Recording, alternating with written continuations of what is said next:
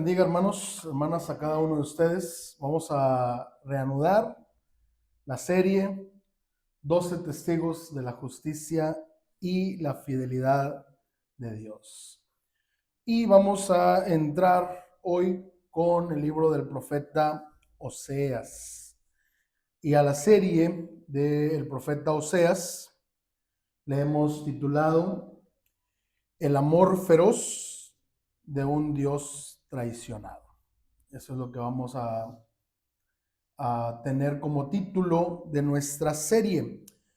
Y permítame invitarle a orar antes de iniciar. Padre, gracias te damos por este tiempo, porque hoy podemos tomar este espacio para meditar en tu palabra. Habla, Señor, a nuestras vidas. Oramos en el nombre de Cristo Jesús. Amén. Pueden tomar sus lugares. Imagine que un día usted está limpiando una bodega ahí en su casa y de pronto encuentra una caja con cartas escritas por su abuelo para su abuela. Y usted empieza a leer esas cartas y se da cuenta de algo terrible y tremendo. Esas cartas fueron escritas en una época donde ella le fue infiel a su esposo. Abandonó el hogar, derrochó los recursos familiares y sin embargo, cada carta escrita por su abuelo, él le dice a ella: te extraño, te amo, vuelve, por favor. No son cartas de rencor como uno esperaría, sino de un amor que duele. Y esa es exactamente la imagen que podemos tener del libro que estamos abriendo hoy para analizar. Las cartas de amor de un Dios traicionado. Nuestro problema es que vivimos en una cultura que ha domesticado el amor, lo ha reducido a un sentimiento agradable, a una emoción que no exige, que no confronta y que no persiste.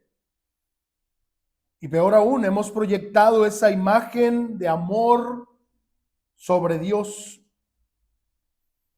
Creemos en un Dios nice, un Dios cool, un Dios amable que sonríe indiferente ante nuestro pecado.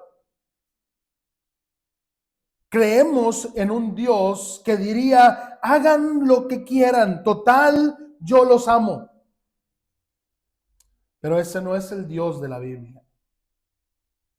Ese no es el Dios de Oseas. En las próximas semanas nos vamos a sumergir en el libro del profeta Oseas y descubrir ese amor feroz de un Dios traicionado.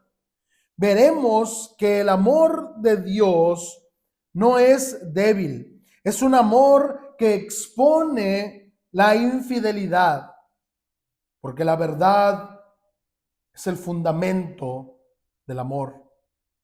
Es un amor que sufre profundamente, porque el amor verdadero se hace vulnerable.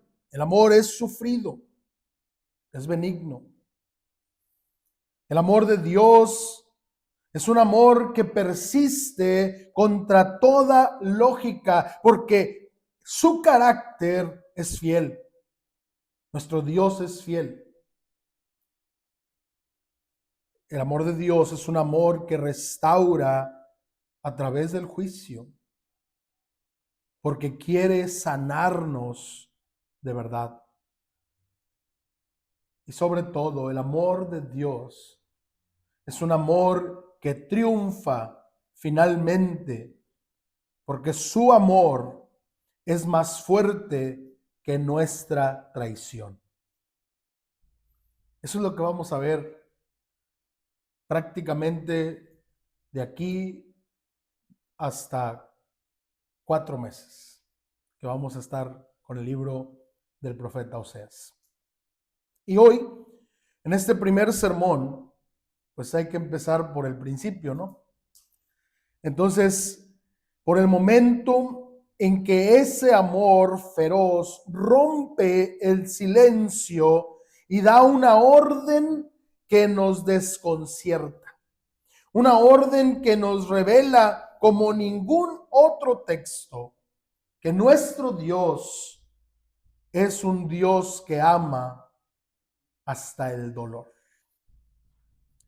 Quiero leer ahí en Oseas capítulo 1, versículos 1 y 2. Si lo tiene ahí en su Biblia, solo acompáñeme con su vista. Palabra de Jehová que vino a Oseas, hijo de Beeri, en días de Usías, Jotam, Acaz y Ezequías, reyes de Judá, y en días de Jeroboam, hijo de Joás, rey de Israel. El principio de la palabra de Jehová por medio de Oseas. Dijo Jehová a Oseas: ve, tómate una mujer fornicaria e hijos de fornicación, porque la tierra fornica apartándose de Jehová. Así empieza el amor de Dios. Lo primero que vemos es que Dios es quien toma la iniciativa. Palabra de Jehová que vino a Oseas. Es Dios el que está iniciando el acercamiento. No dice que Oseas subió al cielo para buscar palabra de Jehová. No dice que Oseas en su meditación trató de deducir una nueva idea sobre Dios.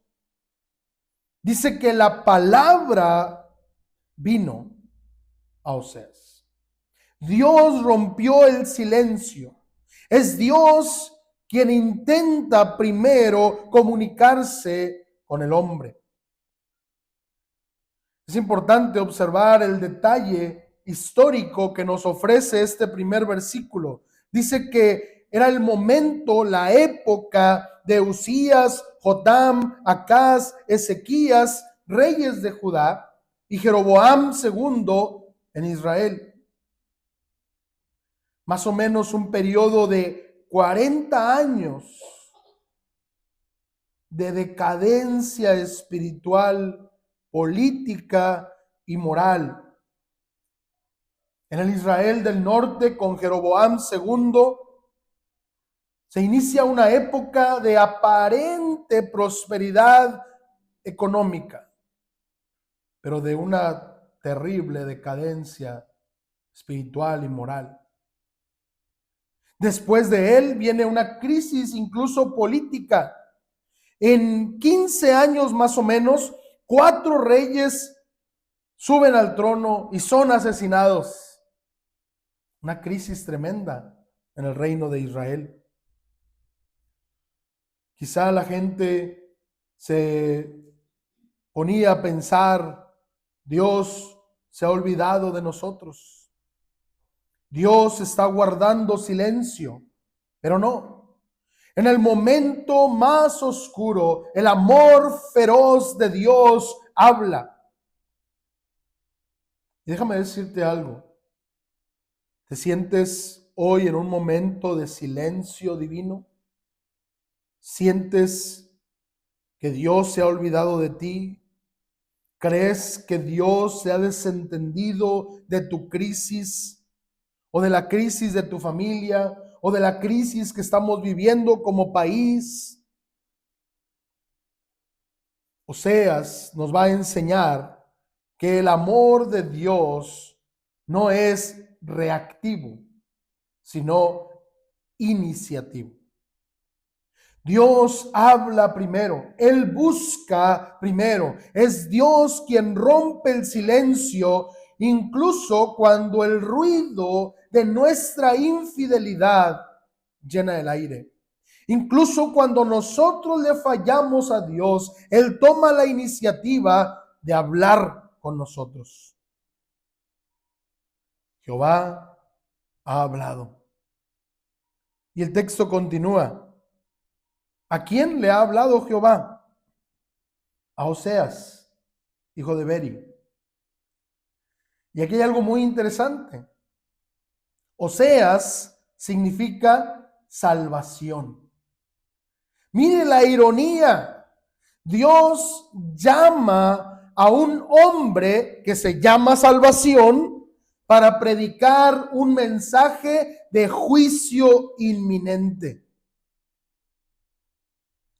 Algunos han dicho que esta es una demostración más del sentido del humor de Dios. Porque el pueblo de Israel está esperando salvación de Dios. Y lo que Dios hace es llamar a un hombre que se llama salvación, pero para hablarles del juicio de Dios sobre ellos. Es como si Dios dijera, voy a usar el anhelo más grande de mi pueblo, el anhelo más profundo. Lo que ellos más quieren es salvación. Lo voy a usar para confrontar su pecado y para traer juicio. Dios no elige a un príncipe ni al sumo sacerdote, y esto es importante. Elige a un hombre común. El amor feroz de Dios no se comunica a través de teorías abstractas, sino a través de vidas concretas. Y Oseas se va a convertir no solo en un vocero de Dios, sino en la palabra misma. Va a vivir en carne propia su mensaje. Y ese es Dios. Se mete en la historia sucia y complicada del hombre, en tu historia, en mi historia. Dios se acerca para tratar directamente con el hombre.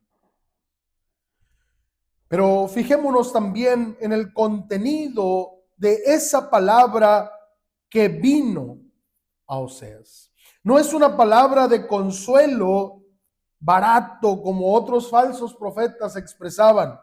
Es una orden que nos deja sin aliento. Dijo Jehová a Oseas, ve, tómate una mujer fornicaria e hijos de fornicación. Deje que eso resuene un poco, deje que lo podamos digerir un poquito. Porque en nuestra cultura, tal vez esto pueda sonar a algo escandaloso, algo inmoral. Pero para un israelita piadoso, esto que Dios le está pidiendo a Oseas era algo impensable, inimaginable. Para nosotros tal vez puede ser algo complicado. Para ellos era impensable. La ley decía claramente que el sacerdote no podía casarse con una mujer profanada. Y aunque Oseas no era un sacerdote, el principio era claro. Alguien que va a servir a Dios no puede estar relacionado con una mujer profanada. Y sin embargo, Dios le está pidiendo a Oseas que vaya en contra de ese principio, de ese sentido moral que Dios mismo había implantado en su pueblo. Ahora, tengo que decir, hay algunos que discuten el concepto de mujer fornicaria. ¿sí? Lo más básico que entendemos a raíz de escuchar o de leer esto, pues es una mujer prostituta. Pero algunos dicen, de acuerdo al término hebreo, Eshet Senumim, que permite la idea de que era una mujer que se dedicaba como sacerdotisa al dios Baal. Y aquí está un problema, yo diría que incluso mayor, porque ser sacerdotisa de Baal era prostituirse religiosamente. Entonces el problema sigue siendo algo muy grave. No era, sin lugar a dudas, una mujer adecuada para ser la esposa de un varón de Dios.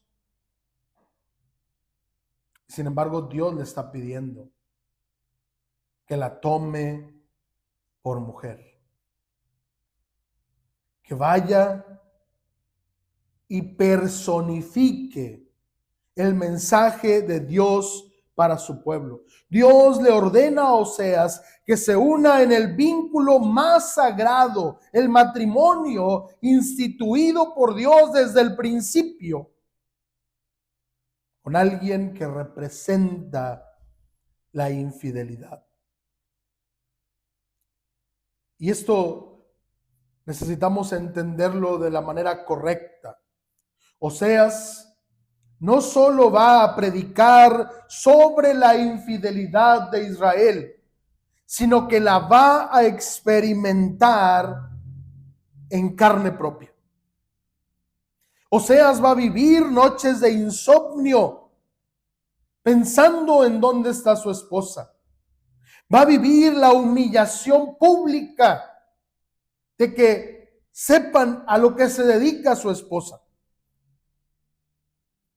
Va a vivir el dolor de un hogar quebrantado, un hogar destruido.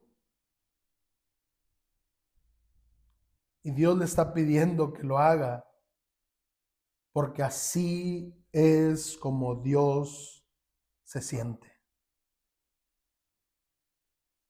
Dios no es un teólogo frío que explica el pecado en conceptos desde un escritorio o desde un púlpito.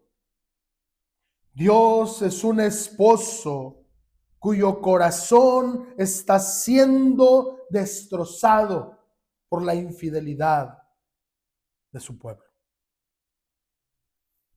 Y ahora viene la pregunta, ¿por qué Dios haría esto? ¿Es acaso un Dios sádico que disfruta el dolor de su siervo? Por supuesto que no.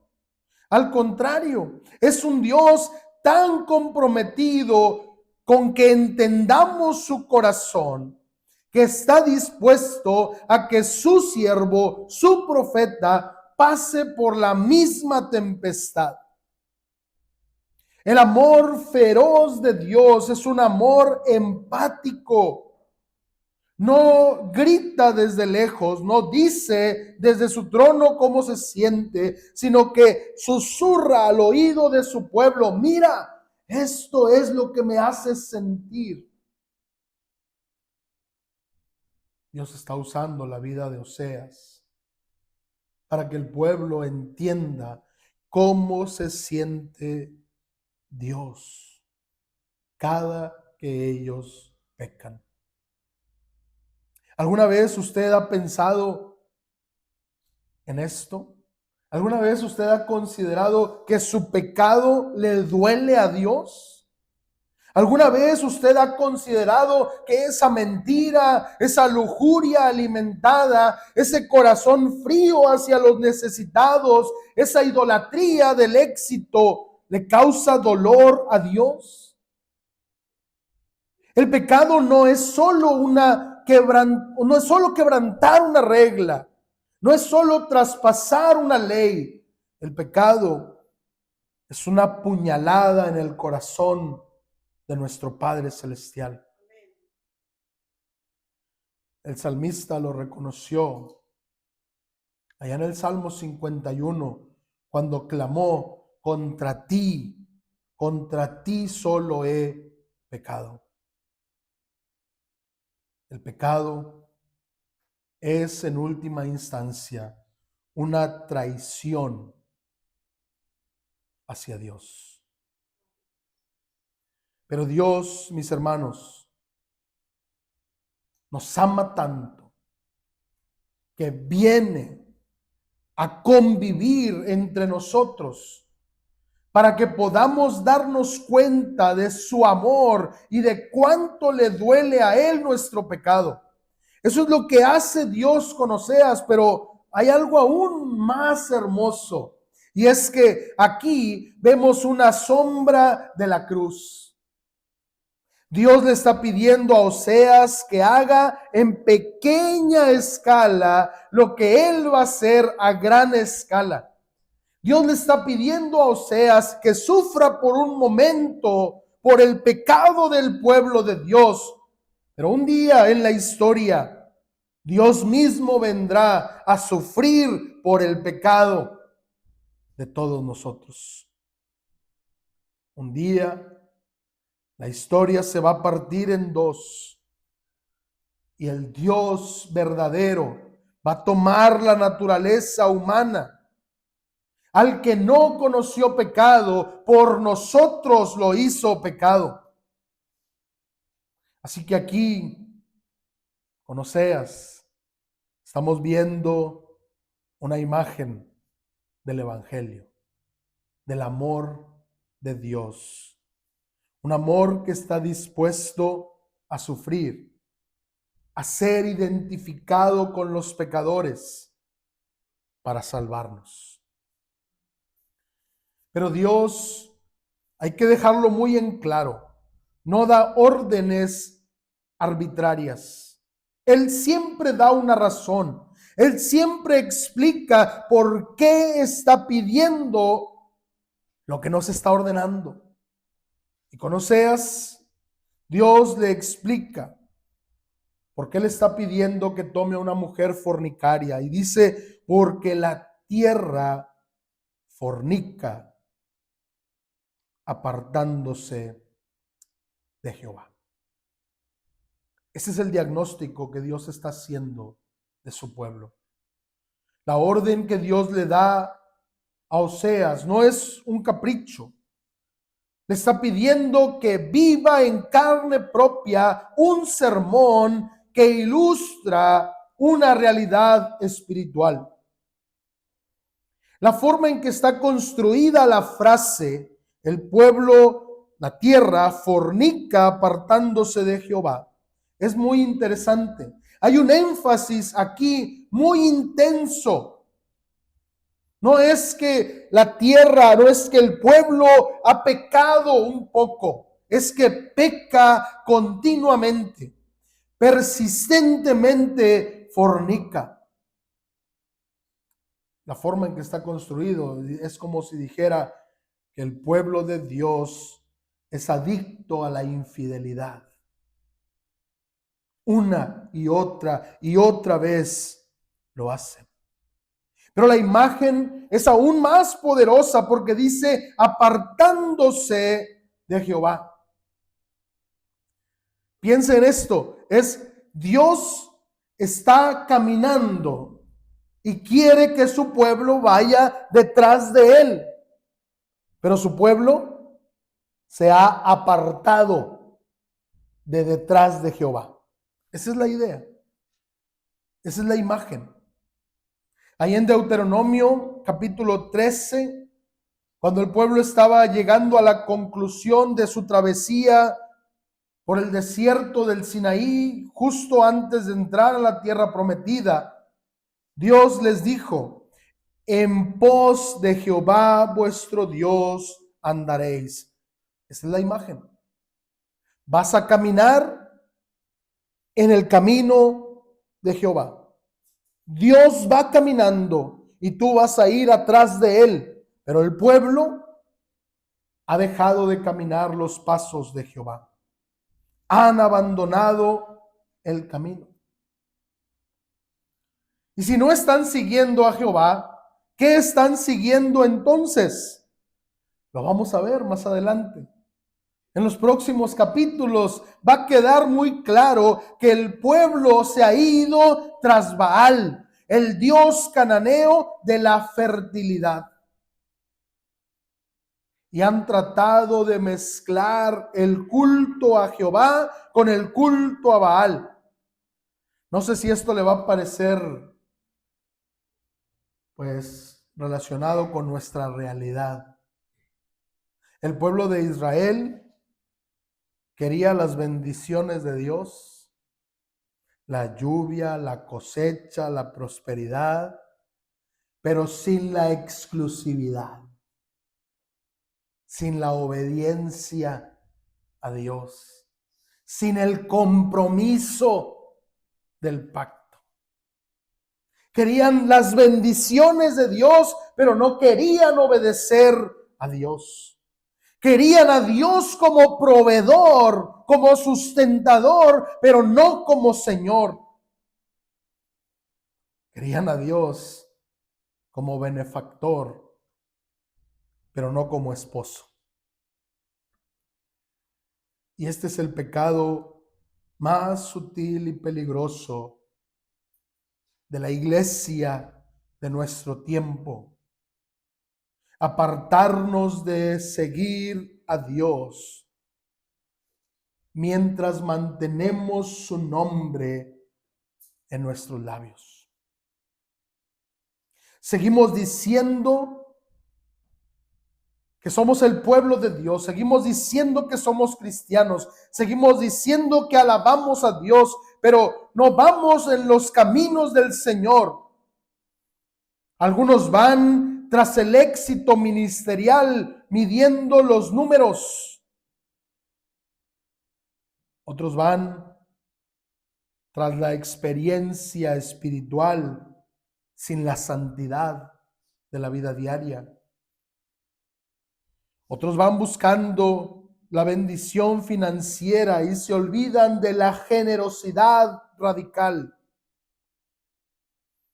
Y otros más buscan la aprobación cultural y se olvidan de ser fieles al Señor. Hermanos, esta es nuestra realidad. Hemos dejado de seguir a Jesús. Hemos dejado de caminar detrás de Él. Hemos dejado de tomar nuestra cruz diariamente. Y en ese alejamiento estamos fornicando espiritualmente. Porque la idolatría es adulterio.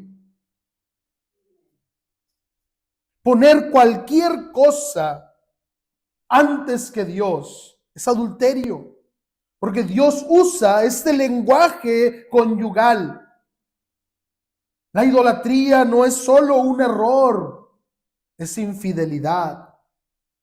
Es darle a otro el afecto, la confianza, la lealtad y la adoración que le pertenecen exclusivamente a Dios. Cada vez que ponemos nuestra esperanza última en el dinero, en una relación, en nuestro prestigio, en una ideología política, estamos cometiendo adulterio espiritual.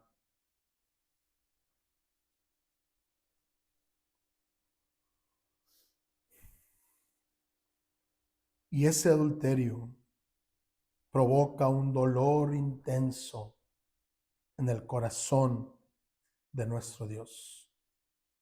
Y tenemos que entenderlo así.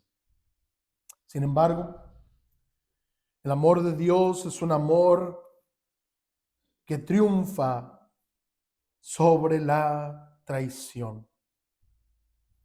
Dios ve nuestra traición con claridad absoluta. Dios no se hace de la vista gorda. No es un esposo permisivo. No significa que Dios pasa por alto nuestro pecado. Dios lo ve. Dios sabe que le hemos fallado. Dios sabe que somos infieles. y nos ama tanto que no va a ignorar ese cáncer que nos está matando. Dios sufre por nuestra traición profundamente. El dolor de Oseas es un reflejo del dolor divino. A Dios le duele nuestro pecado. Dios se entristece por el hecho de nuestro pecado. Mire, a nosotros a veces nos duelen las consecuencias del pecado. A Dios le duele nuestro pecado. Pero Dios actúa de manera redentora frente a nuestra traición. Dios no se retira a un rincón a llorar porque lo hemos traicionado, sino que actúa.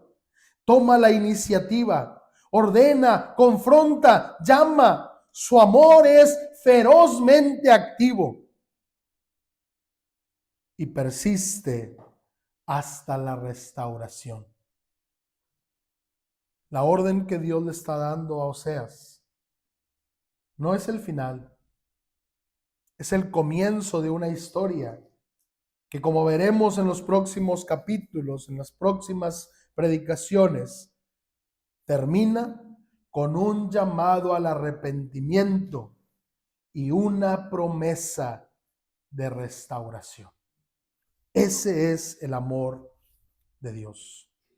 Y como ya mencioné, es necesario señalar que Oseas es una profecía viviente que apunta a Jesucristo. Jesús es el Oseas definitivo. Él es el esposo santo que se une a una humanidad infiel mediante el milagro de la encarnación. Es el esposo que experimenta el dolor de la traición. Judas lo entregó con un beso. Pedro lo negó 3 veces. Y usted y yo pusimos los clavos en sus manos y en sus pies. Fue a la cruz por nosotros. Pagó el máximo precio por restaurar a su esposa. Y ha resucitado para desposarnos, para darnos la certeza de que un día viene por su iglesia para que estemos con Él por toda la eternidad. El amor que Dios le pidió a Oseas que encarnara, Él mismo lo encarnó en Cristo. Y este es el evangelio que nosotros predicamos. Dios te está llamando para que vengas a ser parte de su iglesia, su esposa. Antes de concluir, quiero invitarle a que hagamos un examen personal. Pregúntate, ¿qué estás persiguiendo que no es Dios? ¿Acaso hay algún ídolo en tu corazón? ¿En qué estás poniendo tu esperanza? Porque si hay algo que ocupa el primer lugar en tu corazón, ese es tu Baal, ese es tu ídolo, ese es con quien estás siendo infiel a Dios. Pero también quiero invitarte a pensar y reflexionar. ¿Comprendes el dolor que le estás causando a Dios? ¿Entiendes que cada que pecas, estás provocándole dolor a Dios? Si realmente amas a Dios, debes buscar vivir una vida que produzca gozo y no dolor en el corazón de nuestro Padre Celestial.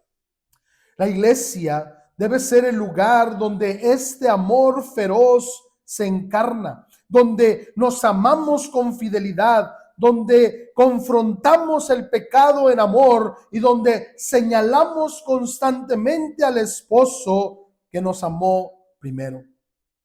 Si alguien aquí hoy nunca ha creído en Jesús, hoy puedes reconocer que Dios te amó primero y te está invitando a tener una relación con Él. Arrepiéntete de tus pecados, reconoce a ese Salvador que es Cristo el Señor. Y si tú ya eres creyente, quizá te des cuenta que hoy, como Israel, te has apartado de seguir a Dios. Tal vez has mantenido las formas de asistir a la iglesia, de decir amén, de cantar, pero ¿cómo está tu corazón? Tal vez tu corazón está entregado a otros altares. Ese es el momento de volver. Dios te está llamando, no para condenarte, sino con un amor que duele, con un amor más fuerte que tu infidelidad. Concluyo con esto. El misionero John Peyton llegó a la isla de Anigua, donde los nativos eran hostiles y violentos, eran caníbales. Una vez, enfurecidos, rodearon su cabaña para matarlo y comérselo. Él se puso a orar y se preparó para morir. Pero de pronto todos se dispersaron. Al día siguiente encontró a uno de los jefes de la tribu y le preguntó, ¿por qué no me mataron anoche? Y el jefe le dijo, pues es que tenías muchos hombres cuidando tu cabaña. ¿Quiénes eran? Dijo, no, no había nadie. Sí, nosotros los vimos. John Peyton entendió entonces que Dios había mandado ángeles que lo cuidaran. Pero ¿sabe qué? Eso no es lo más impactante de la historia. ¿Sabe qué fue lo que hizo John Peyton al verse rescatado por Dios de esa manera milagrosa? ¿Qué hubiera hecho usted? A lo mejor hubiera agarrado la maleta y regresado a casa, aprovechando que Dios me libró de que me mataran. Pero él no. Él fue, se paró en medio de la aldea y les dijo, el Dios que ama sin límites me ha enviado a hablarles de su amor. Y aquí estoy. Ese es el amor de Dios. Envió a su Hijo a morir por nosotros y nos da la oportunidad de ser testigos de su evangelio. Vamos a orar. Padre, gracias, Señor. Gracias por hablar a nuestras vidas.